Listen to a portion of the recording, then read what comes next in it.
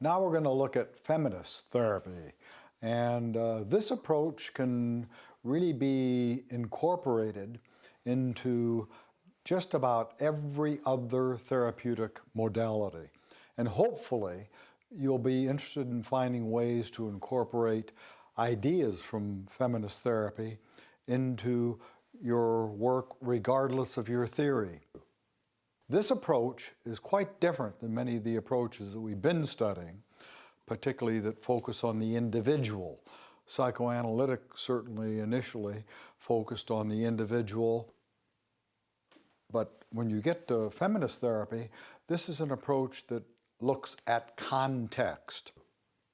The feminist therapist is very interested in looking at the client's culture and social milieu to see, how society might be contributing to an individual's problems. So this approach is fundamentally almost a paradigm shift from some of the more traditional approaches that do not always give full recognition to the environment as a causal factor or as a creating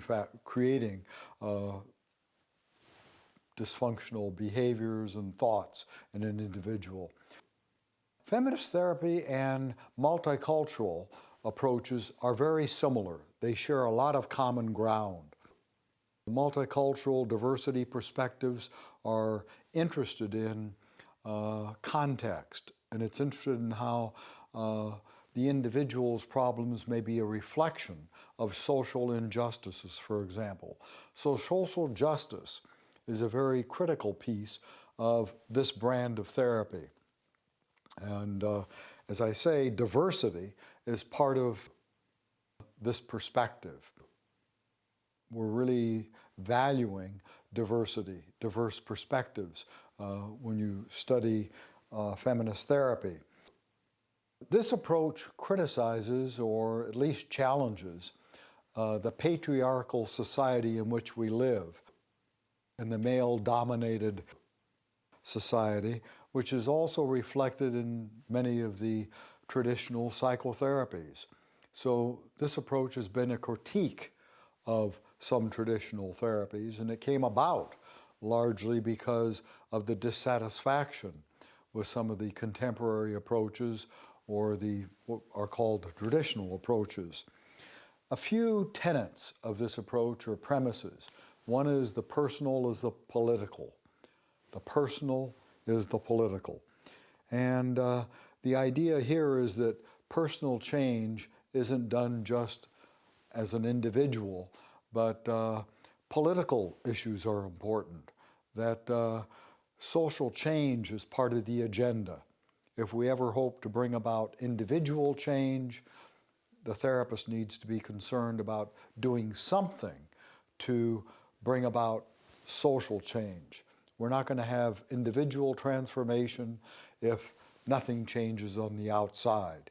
So feminist therapists and multicultural therapists are very interested in looking at what are some of the factors in society that lead people to have problems and unhappiness in their lives.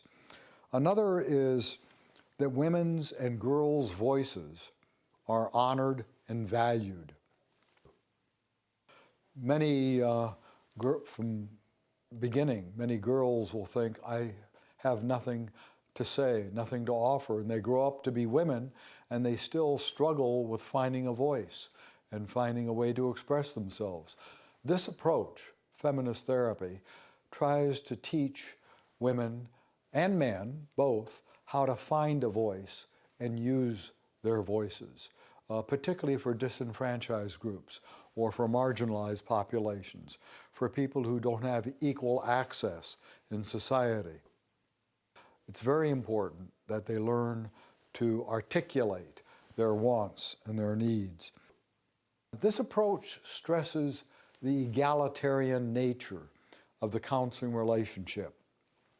You remember way back when I talked about Adler and the democratic idea of the therapist, that the therapist and the client, when wasn't the expert therapist, it was the therapist as an equal in some ways, working with a client, both towards similar purposes, towards goals that they aligned themselves to. Well, this approach very much prizes itself about egalitarian relationships. So if you're a feminist therapist, and by the way, you can be a male and still be a feminist therapist. I know of several people who primarily align themselves with the feminist philosophy, and they're men. So don't think of feminist therapy as a therapy done by women, for women exclusively. There are aspects of feminist therapy that are very useful for men and women. And therapists of both genders can successfully incorporate many of the ideas and the basic principles of feminist therapy in their therapy, regardless of their therapeutic orientation. And the equality and the egalitarianism is one. A good feminist therapist, and an effective one, wants to teach the client about how the process works so that power is shared. Power is a very important part of feminist therapy, and a feminist therapist wants to share that power, so power is not abused or used against the client. And again, this is a notion that goes back to the Adlerians. Adlerians are very interested in sharing power and helping clients find a voice and encouraging them to write a new script to their lives. Another aspect of feminist therapy, another key concept, is that all types of oppression and discrimination are recognized in feminist therapy. So not just gender inequality, but racial, cultural, sexual orientation, ability, disability, any type of diversity. This is recognized in feminist therapy, and in our society and growing up, there are many sources of oppression, as well as there are many sources of privilege and power. There's the notion of white male privilege. Well, feminist therapists urge people to look at, privilege and how this affects our day-to-day living, and they try to deconstruct some privilege status. So in feminist therapy, what we're interested in doing is looking at how society has sometimes conditioned and socialized both women and men to adopt relatively rigid roles, sex or gender roles, whatever you want to call them. Many men have grown up thinking, I need to be stoic, I can't show emotions, I have to think my way through life, I have to be aggressive, I have to get what I want when I want it. Women are sometimes taught in society not to be too assertive because you might, offend. They're taught to be more passive in some regards.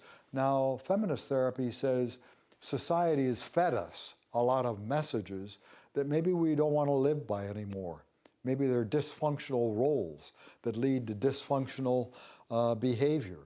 So feminist therapy, as well as multicultural therapy, is very interested in looking at how we can change the beliefs, cognitive behavioral again, how we can change our beliefs about what we've learned and how we behave as women and men in society.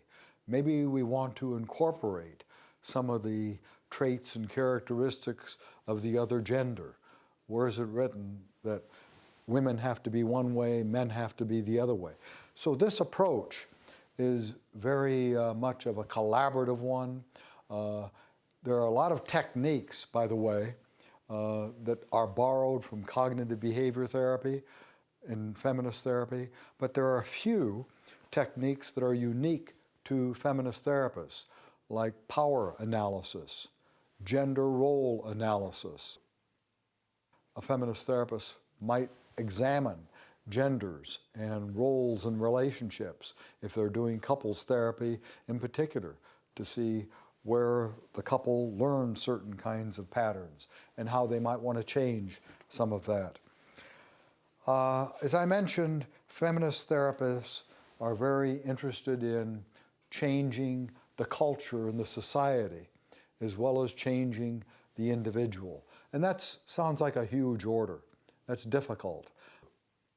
You know, it's difficult enough to change the individual, but when we try to change society, some therapists might say, oh, that's a large, huge order. But we need to start somewhere. And that's where therapists need to assume a different role, like the role of an advocate, the role of a mentor, the role of a coach, different roles other than just the counselor-therapist role. There are at least 6 goals, and I won't mention all of them, but a couple. Equality is one of the goals that feminist therapists hope to come out with, so that women and men feel a basic sense of equality in their interpersonal relationships. Balancing independence with interdependence is a goal of feminist therapy. So feminist therapists aren't just saying, stand up for yourself, be your own person, but they're saying the quality of your relationships, interdependence, is extremely important. And self-nurturance is a very important goal. How can we nurture ourselves, whether we're women or men? Feminist therapists have that as an agenda, as to teaching people how to do that. Empowerment, that's a key goal of feminist therapists. Many clients believe they have no power. They act powerlessly. And this approach really tries to help clients find their personal power. And that is amazing. That's what therapy is about, helping clients discover resources they didn't know existed. And also, another goal is valuing and affirming diversity.